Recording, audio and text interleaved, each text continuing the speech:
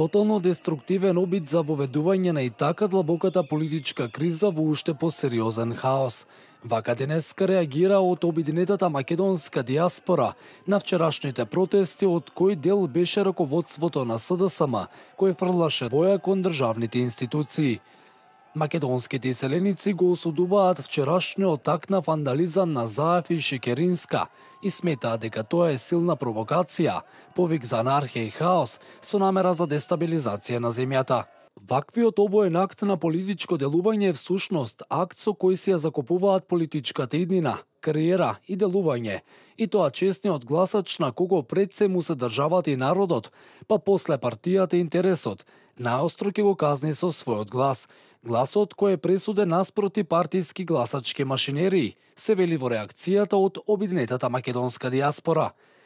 Оваа меѓународна организација смета дека понижувањето на институциите е понижување на самиот себе, на своето членство и на својот народ. Бројни се реакциите дека демонстрантите стануваат се понасилни, а медиумите анализираат дали ваквите сценарија од Украина се пресликуваат и во Скопје. Се почна со провокациите кон полицијата, па продолжи со бојни и користење на справи исти како во Украина.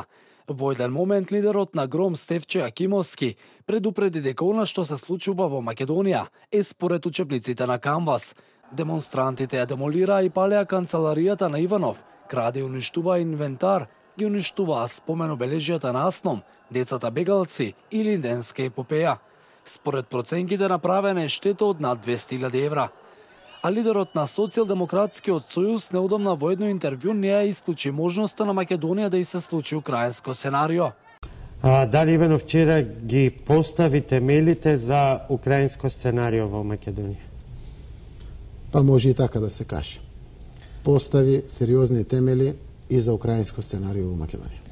Дел од гласноговорниците на опозицијата пак, според сликите кои се појавија во јавност и на медиумите, посакуваат Заев наместо со боја да почне да ги напаѓа институциите со молотови коктели. А една од последните мети на демонстрантите од така наречената шарена револуција беше изградата во која е сместена телевизијата Сител. Вработените утрово ја забележале обоената фасада. На овој чин реагира од Агенцијата за медиумите. Вела дека уставно право на протест за слободно изразување на ставови и мислења, но на мирен и демократски начин, без вршење на било каков притисок.